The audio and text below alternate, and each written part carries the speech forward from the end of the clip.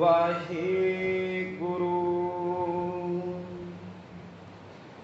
के बरसर तुहा फर्ज कसमे कुरान बगुफ्तम शुमाकार खूबी रसान बेयायत तू दानश परस्ती कुनी बाकार शुमा चीर दस्ती कुनी चेहा शुद्ध के तू बच गा कुश्ताचार के बाकी बेमा दस्त पेचीदा मार चे मर्दी के अकगर खामोशा कुनी के आतश दो मारा फिरोजा कुनी चे खुद गुफ्त फिरदौसी खुश जबा शिताबी बवदकार आहर मना के माँ बार गए हजरत आयश शुमा हजारों जबासी व शायद हामा।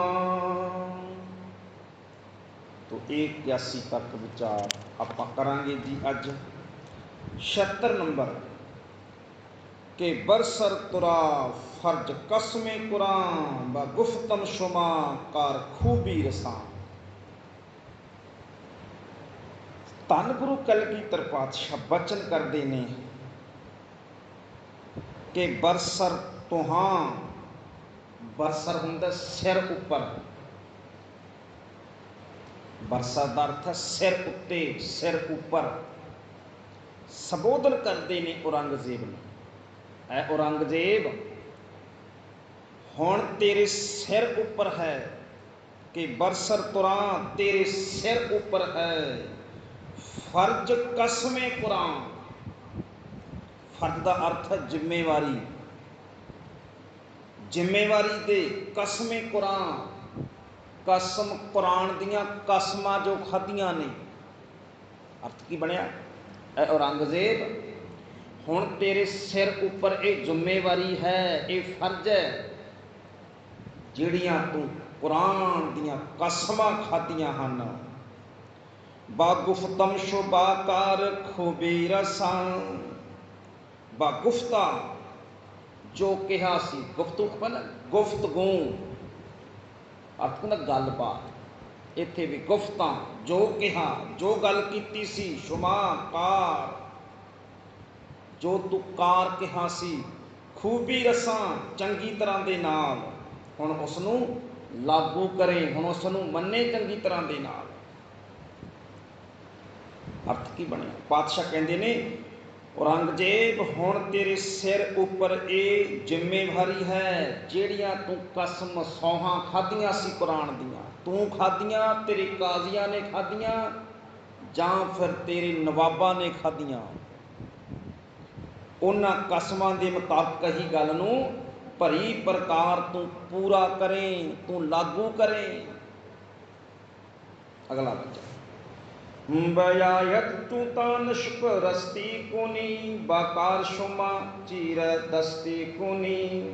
दानश परस्ती, दानश कहते ने सियाणे बंदे नूं, कहने दानश बंदा है सियाणा, दानशमंद जिहड़ा बहुता सियाणा होवे ना उहनूं दानशमंद कहा जाता है, दानश सियाणप वाला। तो इत्थे दानश परस्ती सियाणप नाल, जे तू सियाणा है, जे तेरे कोले सियाणप है थोड़ी बहुती, जे तेरे कोले थोड़ी बहुती अकल है तो औरंगजेब तैनूं चाहिदा है, गयायत चाहिदा है, तू तैनूं तैनूं चाहिदा है जे तेरे कोले थोड़ी बहुती सियाणप बची है। बाकार शुमा चीरें दुस्ती कुनी दस्ती कुनी, चीरें दस्ती कुनी का अर्थ होंदा है तकड़ाई कर, सख्ती नाल, तकड़ाई नाल पूरी सख्ती दे नाल। बाकार शुमा ओ काम करें, कार दा की अर्थ है काम।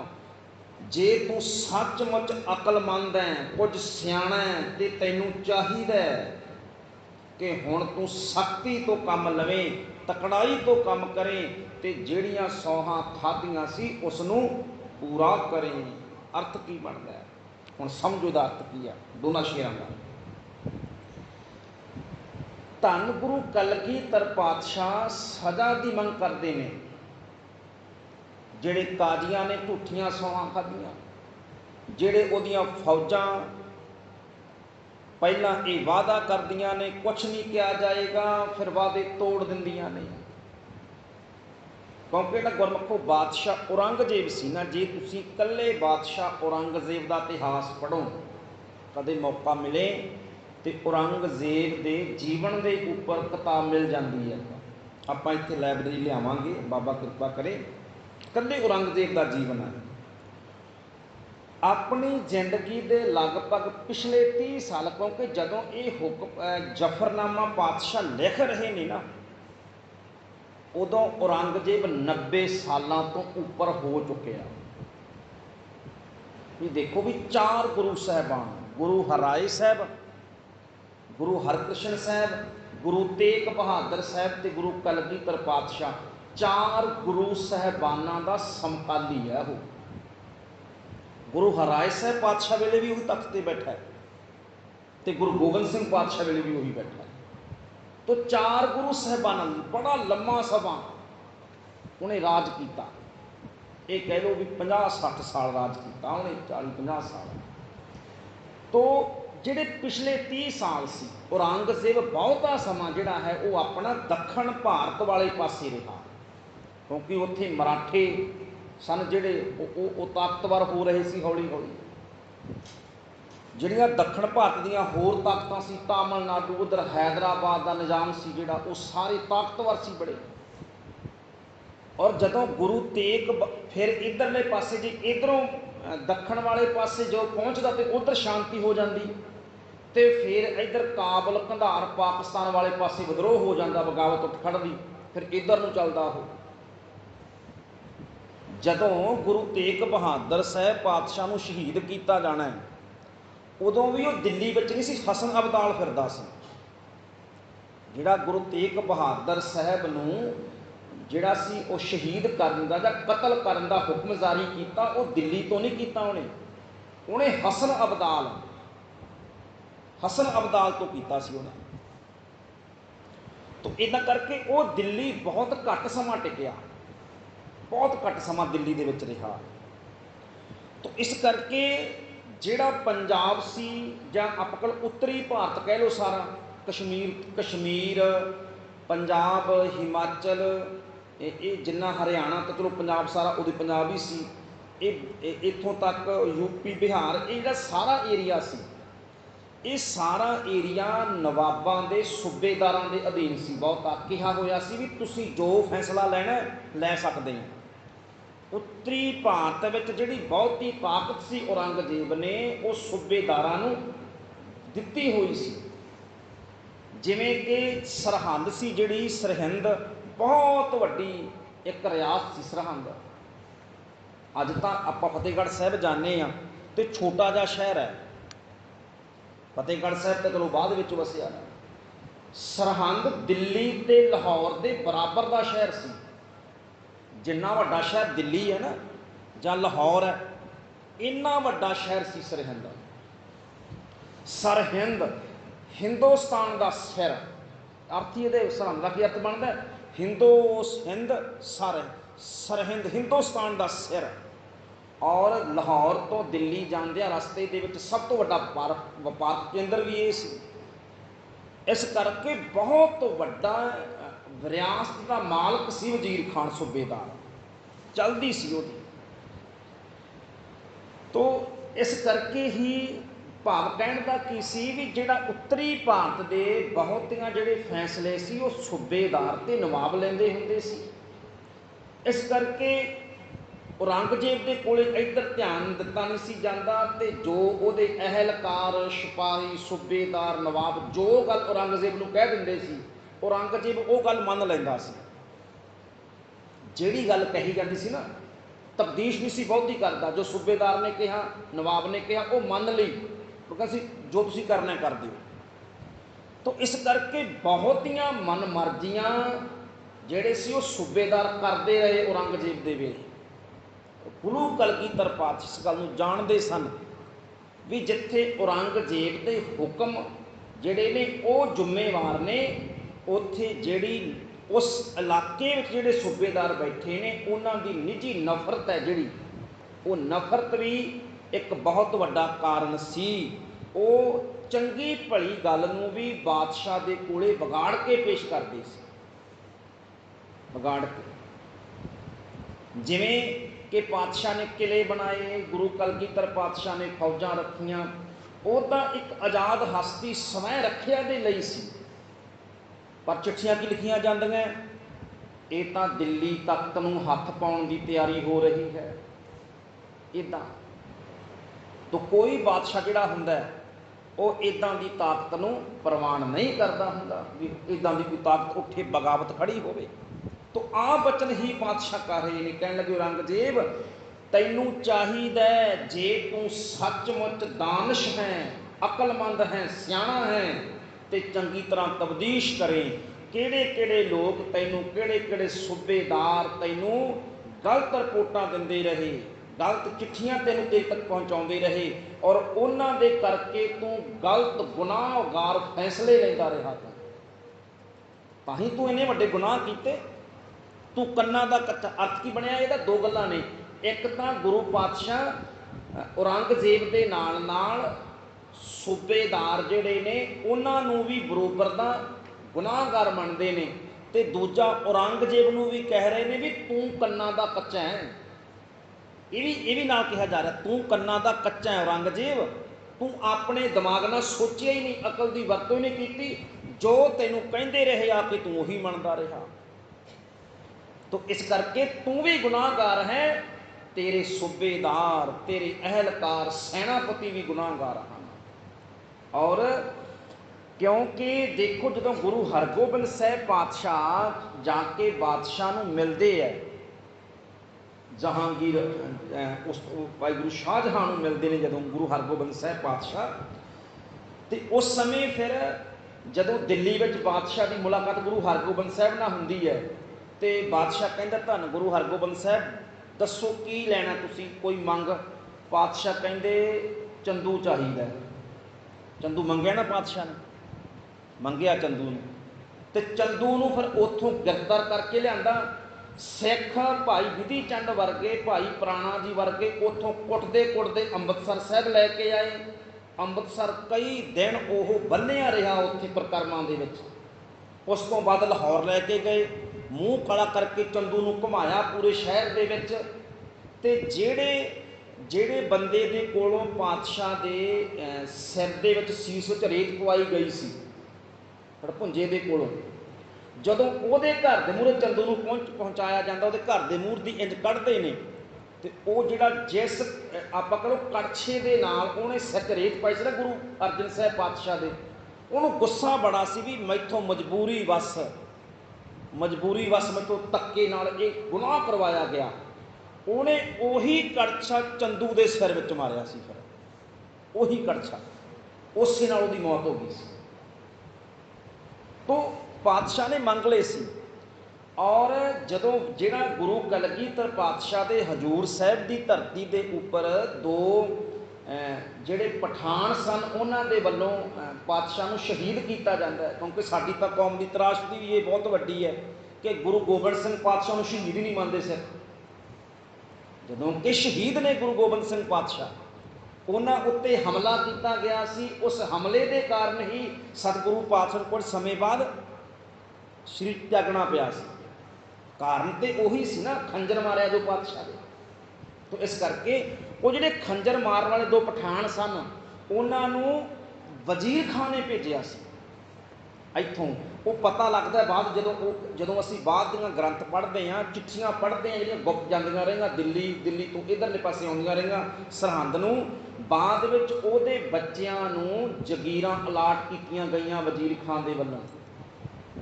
ਉਹਦੇ ਬੱਚਿਆਂ ਨੂੰ ਜਗੀਰਾਂ ਦਿੱਤੀਆਂ ਗਈਆਂ, ਬਾਅਦ ਪਤਾ ਲੱਗਦਾ ਇਨਾਮ ਮਿਲਿਆ ਉਹਨਾਂ ਨੂੰ। ਤਾਂ ਉਹਦਾ ਕਾਰਨ ਇਹੀ ਸੀ ਕਿਉਂਕਿ ਵਜ਼ੀਰ ਖਾਨ ਨੂੰ ਖਤਰਾ ਸੀ ਵੀ ਕਿਤੇ ਗੁਰੂ ਪਾਤਸ਼ਾਹ ਦੀ ਨੇੜਤਾ ਬਹਾਦਰ ਸ਼ਾਹ ਨਾਲ ਵੱਧ ਰਹੀ ਹੈ, ਕਿਤੇ ਪਾਤਸ਼ਾਹ ਇਹ ਨਾ ਕਹਿ ਦੇਣ ਗੁਰੂ ਹਰਗੋਬਿੰਦ ਸਾਹਿਬ ਪਾਤਸ਼ਾਹ ਚੰਦੂ ਚਾਹੀਦਾ, ਤੇ ਗੁਰੂ ਗੋਬਿੰਦ ਸਿੰਘ ਪਾਤਸ਼ਾਹ ਇਹ ਨਾ ਕਹਿ ਦੇਣ ਬਹਾਦਰ ਸ਼ਾਹ ਸਾਨੂੰ ਵਜ਼ੀਰ ਖਾਨ ਚਾਹੀਦਾ।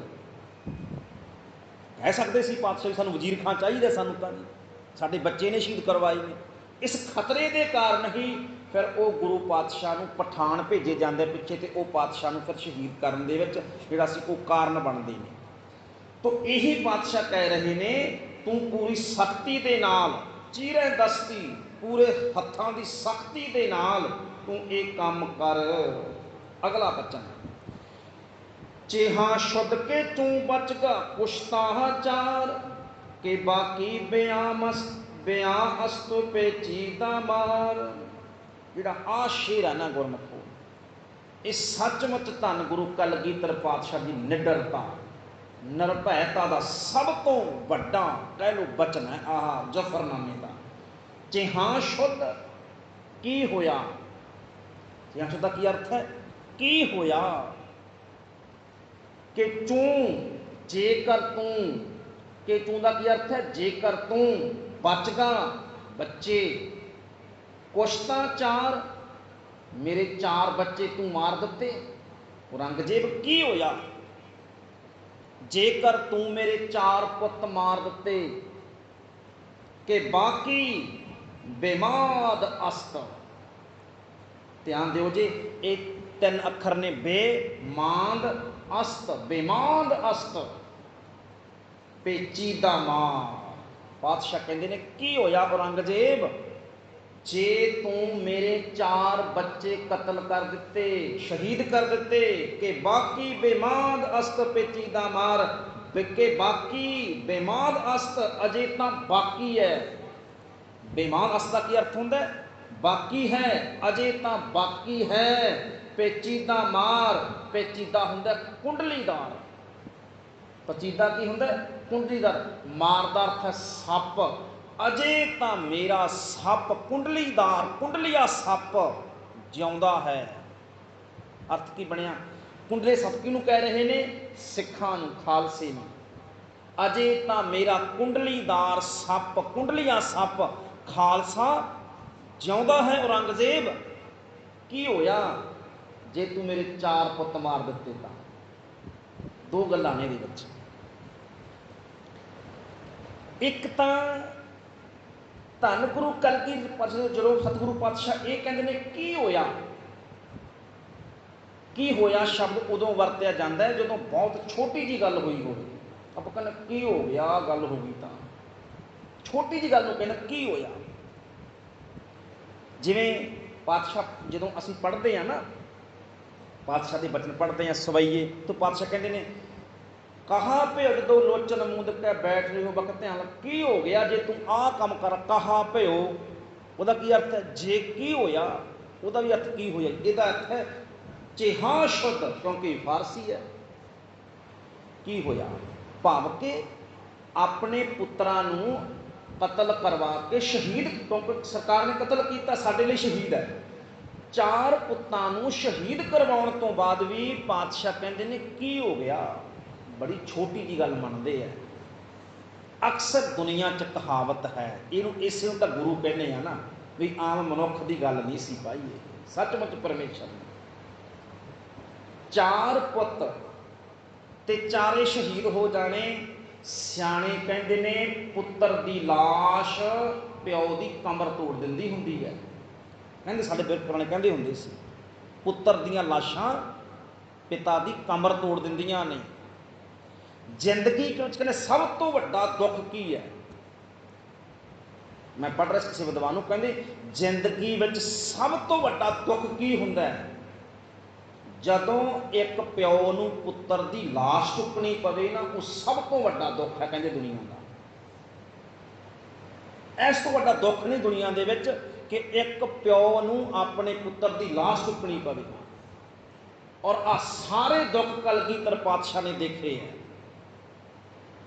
देखे पर सब कुछ कहते हैं फिर भी की होया कि क्यों की हो गया। औरंगजेब भाव कि जो शब्द है ना कि मेरा मुझ में किछ नहीं जो किछ है सो तेरा, वो सचमुच हिरदे विच वस है गुरु कलगीधर पातशाह के आ बचनों का। कहनो असीं पढ़ते हैं, पता नहीं असीं हज़ारां बार पढ़े होने आ बचन, पर नहीं थोड़ा नुकसान होंदा है। हाय हाय निकलती है दिमाग च। पर पातशाह कहते की होया जे तू मेरे चार पुत शहीद कर दिते। पर दूजा जिहड़ा दूजी पंक्ति है वो अपने खालसे ते माणदी है। कि मेरा खालसा कुंडलीदार सप। ध्यान जो जिहड़ा हुंदा ना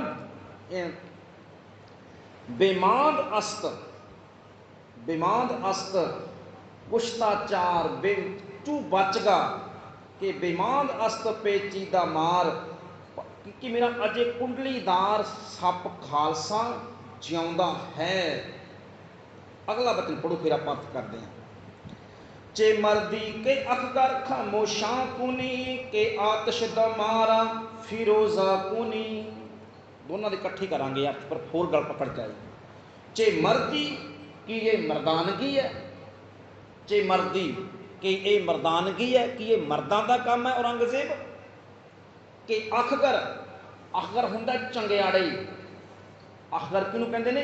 चंगियाड़े नूं। जदों अग भड़कदी है छोटे चंगियाड़े निकलते ने, अखगर। खामोशा कुनी, खामोश भाव चुप कराउणा, खामोशा कुनी तू चुप करा दिता। औरंगजेब की मर्दानगी है तेरी, तू मर्द समझ अपने आप नूं कि अग विदे चंगियाड़ियां नूं तू चुप करा दिता।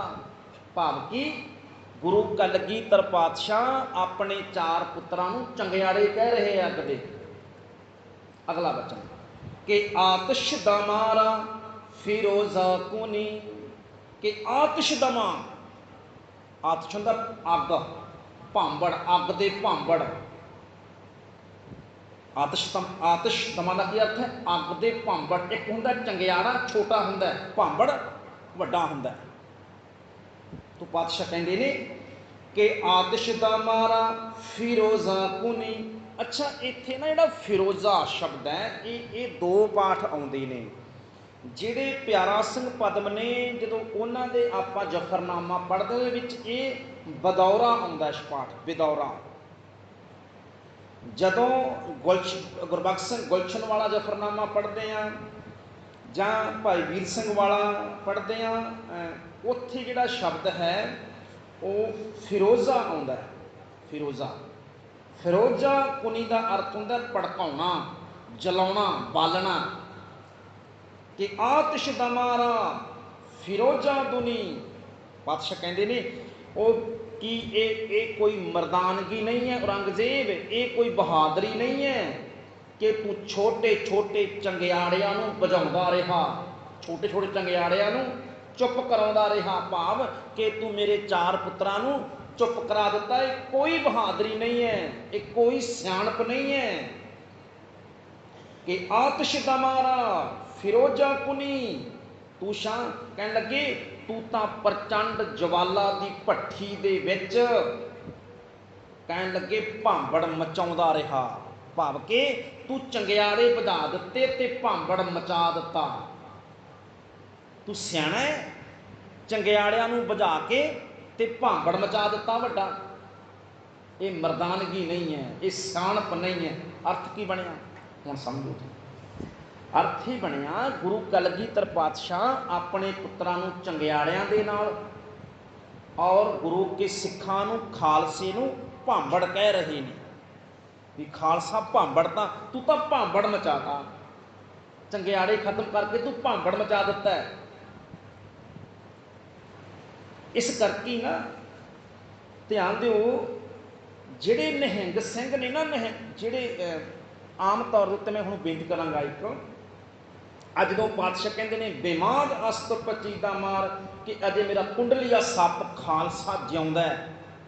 खालसे नूं सप कह रहे हैं इत्थे, और किहड़ा सप?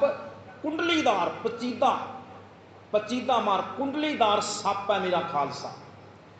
कुंडलीदार सप क्यों कह रहे हैं जी? जिहड़ा कुंडलीदार सप हुंदा ना गुरमुखो, वो दूजे सप्पां दे नालों उहदा सुभाव वखरा हुंदा है। एक तो जहरीला हुंदा, सारे सप जहरीले नहीं होंगे। 80% सप जहरीले नहीं होंगे। डंग मार दे बंदे सहम दे नाल मर जाते, थोड़े कि हाय सहम नाल मरदे आ। कुंडलीदार सप जहरीला बहुत हुंदा है, पर दूजा कुंडलीदार सप कहंदे सारे सप्पां दे विचों सहज सुभाव वाला हुंदा है, किसी नूं कुछ नहीं कहता। वो कुंडली मार के इंज बैठा रहिंदा आराम नाल। ਕੁੰਡਲੀਦਾਰ ਸੱਪ ਉਦੋਂ ਹੀ ਡੰਗ ਮਾਰਦਾ ਹੈ ਜਦੋਂ ਉਹਦੀ ਪੂਛ ਤੇ ਕੋਈ ਪੈਰ ਰੱਖ ਦੇਵੇ, ਫਿਰ ਉਹ ਡੰਗ ਮਾਰਦਾ ਹੈ। ਜਦੋਂ ਉਹਦੀ ਪੂਛ ਤੇ ਕੋਈ ਪੈਰ ਰੱਖੇਗਾ ਫਿਰ ਕੀ ਕੁੰਡਲੀਆ ਸੱਪ ਫਿਰ ਡੰਗ ਮਾਰਦਾ।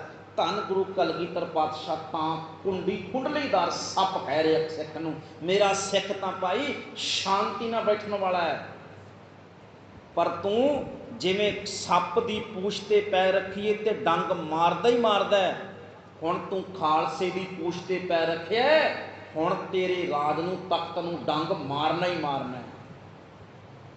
ਤਾਂ ਹੀ ਤਾਂ ਦੇਖੋ ਨਾ, ਜਦੋਂ ਧੰਨ ਗੁਰੂ ਕਲਗੀਧਰ ਪਾਤਸ਼ਾਹ ਦੇ ਕੋਲ ਪੁੱਤਰਾਂ ਦੀ ਸ਼ਹੀਦੀ ਦੀ ਖਬਰ ਪਹੁੰਚਦੀ ਹੈ, ਰਾਏਕੋਟ ਦੀ ਧਰਤੀ ਤੇ ਧੰਨ ਗੁਰੂ ਕਲਗੀਧਰ ਪਾਤਸ਼ਾਹ ਫਿਰ ਕੀ ਕਰਦੇ ਨੇ, ਪਾਤਸ਼ਾਹ ਇੰਜ ਨਾ ਤੀਰ ਦੇ ਨਾਲ ਇੰਜ ਮਾਂ ਥੱਲੇ ਧਰਤੀ ਤੀਰ ਮਾਰਦੇ ਆ, ਤੀਰ ਮਾਰ ਕੇ ਇੰਜ ਛੋਟਾ ਬੂਟਾ ਸੀ ਪੱਟਦੇ ਆ, ਛੋਟੇ ਬੂਟੇ ਨੂੰ ਪੁੱਟ ਦਿੰਦੇ ਆ, ਜੜੋਂ ਖਿੱਚਦੇ ਆ।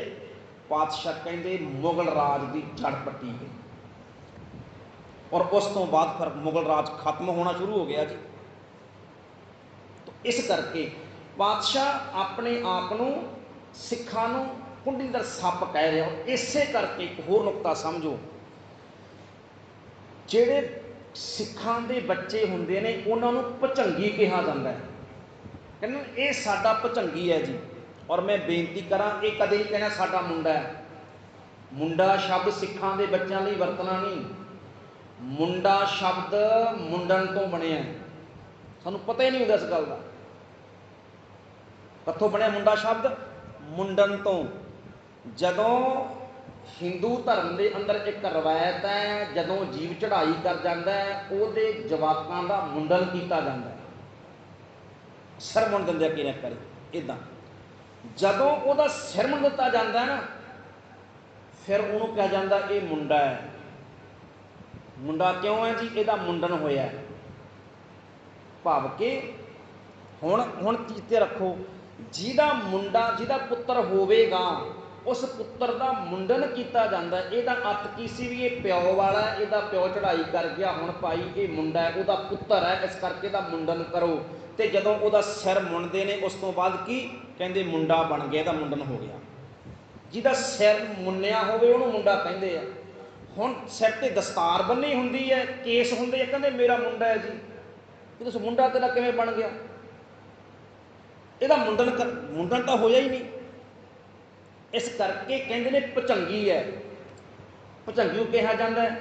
ਜਪ ਸਾਹਿਬ ਪੜ੍ਹਦੇ ਹੋ, ਭੁਜੰਗ ਪ੍ਰਿਆਂਤ ਛੰਦ, ਭੁਜੰਗ ਦਾ ਉੱਥੇ ਵੀ ਸੱਪ ਹੀ ਹੈ, ਸੱਪ ਦੀ ਚਾਲ ਵਾਲਾ ਛੰਦ, ਉਹ ਟਿਊਨ ਆ ਨਾ ਭੁਜੰਗ ਛੰਦ ਦੀ, ਉਹ ਇੰਝ ਜਿਵੇਂ ਸੱਪ ਚੱਲਦਾ ਹੋਵੇ। ਨਮਸਤੰ ਕਿਰਪਾਲੇ ਨਮਸਤੰ ਕਿਰਪਾਲੇ ਨਮਸਤੰ ਅਕਾਲੇ, ਇੰਝ ਪੜ੍ਹਿਆ ਜਾਂਦਾ ਉਹ, ਉਹਦੀ ਚਾਲ ਆ ਜਿਹੜੀ ਉਹ ਇੰਝ ਹੈ, ਸੱਪ ਦੀ ਚਾਲ। ਇਸੇ ਤਰ੍ਹਾਂ ਦੇ ਨਾਲ ਤੋਂ ਭੁਜੰਗੀ ਕਿਹਾ ਜਾਂਦਾ ਸਿੱਖਾਂ ਦੇ ਬੱਚਿਆਂ ਨੂੰ, ਕਿਉਂਕਿ ਗੁਰੂ ਕਲਗੀਧਰ ਪਾਤਸ਼ਾਹ ਨੇ ਜ਼ਫ਼ਰਨਾਮੇ ਦੇ ਵਿੱਚ ਆਪਣੇ ਖਾਲਸੇ ਪੁੱਤ ਨੂੰ ਸੱਪ ਲਿਖਿਆ ਸੀ, 25 ਦਾ ਮਾਰ ਸੱਪ ਲਿਖਿਆ ਸੀ। ਇਸ ਕਰਕੇ ਅੱਜ ਵੀ ਅਸੀਂ ਕਹਿੰਦੇ ਹਾਂ ਇਹ ਮੇਰਾ ਭੁਜੰਗੀ ਹੈ, ਇਹ ਮੇਰੀ ਭੁਜੰਗਣ ਹੈ, ਸੱਪ ਕਿਹਾ ਜਾਂਦਾ। ਔਰ ਜਿਹੜੇ ਨਿਹੰਗ ਸਿੰਘ ਨਾ, ਨਿਹੰਗ ਸਿੰਘ, ਜੇ ਤੁਸੀਂ ਨਿਹੰਗ ਦੇ ਅਰਥ ਪੜ੍ਹੋ, ਕਈ ਅਰਥ ਬਣਦੇ ਨਿਹੰਗ ਦੇ। ਨਿਹੰਗ ਦਾ ਇੱਕ ਅਰਥ ਮਗਰਮੱਛ ਬਣਦਾ, ਨਿਹੰਗ ਦਾ ਇੱਕ ਅਰਥ ਹੁੰਦਾ ਮਗਰਮੱਛ। ਤੇ ਮਗਰਮੱਛ ਦੇ ਗੁਣ ਵੀ ਸਿੱਖ ਦੇ ਵਿੱਚ ਨੇ। ਕਿਉਂ, ਜਿਹੜੀ ਮਗਰਮੱਛ ਦੀ ਤਾਕਤ ਹੁੰਦੀ ਉਹ ਪਾਣੀ ਵਿੱਚ ਹੁੰਦੀ ਆ। ਜਿਹੜੇ ਤੁਸੀਂ ਕਦੇ ਡਿਸਕਵਰੀ ਚੈਨਲ ਵੇਖੋ, ਜੋਗ੍ਰਾਫੀਕਲ ਚੈਨਲ ਤੁਸੀਂ ਕਦੇ ਦੇਖੋ ਧਿਆਨ ਨਾਲ, ਕਦੇ ਕਦੇ ਲਾ ਲਿਆ ਕਰੋ, ਬੜੀਆਂ ਚੰਗੀਆਂ ਗੱਲਾਂ ਮਿਲ ਜਾਂਦੀਆਂ ਉਹਦੇ ਵਿੱਚੋਂ, ਡਿਸਕਵਰੀ ਵਿੱਚੋਂ ਵੀ, ਉਹ ਜੋਗ੍ਰਾਫੀ ਚੈਨਲ ਵਿੱਚੋਂ। ਉਹਦੇ ਚਲੋ ਕਈ ਵਾਰ ਦਿਖਾਉਂਦੇ ਆਏ ਤਾਂ ਜਿਹੜੇ ਮਗਰਮੱਛਾਂ ਨੂੰ ਫੜਨ ਵਾਲੇ, ਜਿਹੜੇ ਮਗਰਮੱਛ ਫੜਨਾ ਹੁੰਦਾ ਨਾ, ਉਹ ਪਹਿਲਾਂ ਉਹਨੂੰ ਪਾਣੀ ਤੋਂ ਬਾਹਰ ਲੈ ਕੇ ਆਉਂਦੇ ਆ। ਕਹਿੰਦੇ ਪਾਣੀ ਤੋਂ ਬਾਹਰ ਕੱਢ ਕੇ ਫੇਰ ਫੜਾਂਗੇ ਮਗਰਮੱਛ ਨੂੰ। ਕਿਉਂ, ਕਹਿੰਦੇ ਜੜ ਤੱਕ ਪਾਣੀ ਦੇ ਵਿੱਚ ਇਹਨੇ ਫੜਿਆ ਨਹੀਂ ਜਾਣਾ। ਮਗਰਮੱਛ ਨੂੰ ਪਾਣੀ ਦੇ ਵਿੱਚ ਕੰਟਰੋਲ ਕਰਨਾ ਔਖਾ ਹੁੰਦਾ, ਪਾਣੀ ਤੋਂ ਬਾਹਰ ਕੱਢੋ ਫਿਰ ਫੜਾਂਗੇ ਇਹਨੂੰ। ਇਸੇ ਤਰ੍ਹਾਂ ਦੇ ਨਾਲ ਪਾਤਸ਼ਾਹ ਕਹਿੰਦੇ ਨਿਹੰਗ ਹੁੰਦਾ ਮਗਰਮੱਛ। ਨਿਹੰਗ ਦਾ ਕੀ ਅਰਥ ਹੈ, ਮਗਰਮੱਛ। ਜੜ ਤੱਕ ਮਗਰਮੱਛ ਪਾਣੀ ਦੇ ਵਿੱਚ, ਉਹਨੂੰ ਹਰਾਉਣਾ ਔਖਾ ਹੈ। ਜੜ ਤੱਕ ਸਿੱਖ ਬਾਣੀ ਦੇ ਵਿੱਚ, ਇਹਨੂੰ ਹਰਾਉਣਾ ਔਖਾ ਹੈ। ਮਗਰਮੱਛ ਨੂੰ ਪਾਣੀ ਤੋਂ ਬਾਹਰ ਕੱਢ ਦਿਓ, ਕਮਜ਼ੋਰ ਪੈ ਜਾਏਗਾ। सिख नूं बाणी तो बाहर कर दिओ, इहने भी कमज़ोर पै जाना। तां कहिंदे ने मगरमच्छ वर्गा है, निहंग कहा जाता है। तो इस तरह के नाल भुचंग बचीदा मार के ये तू औरंगजेब मता समझ कि तू मेरे पुत मार दिते, हुण तां कुंडलिया सप खालसा जिउंदा है। तो ये जे मर्दी के अगर खामोशा कुनी के आतिश दमारा फिरोजा कुनी, ये कोई बहादुरी नहीं कि चंगियाड़ियां नूं खत्म कर दिता है। औरंगजेब तू तां उल्टा चेता रखी भांबड़ मचा दिते ने, भांबड़। ते हुण ये भांबड़ ने जिहड़े ये तेरे तख्तो ताज नूं खत्म करनगे। तो समय की समाप्ति है जी, समा हो गया। सतगुरु पातशाह किरपा करन 79 तक जिहड़ी विचार है वो हुई है। इस तरह के नाल आपां हाज़री भरते रहिए और जफरनामे विचों सतगुरु पातशाह के दर्शन, एक वक्री शख्सियत दर्शन आपां कर रहे हैं। इत्थों कल नूं आपां विचार अगे लैके चलांगे। फतेह बुलाओ आखो जी। वाहिगुरू जी का खालसा, वाहिगुरू जी की फतेह।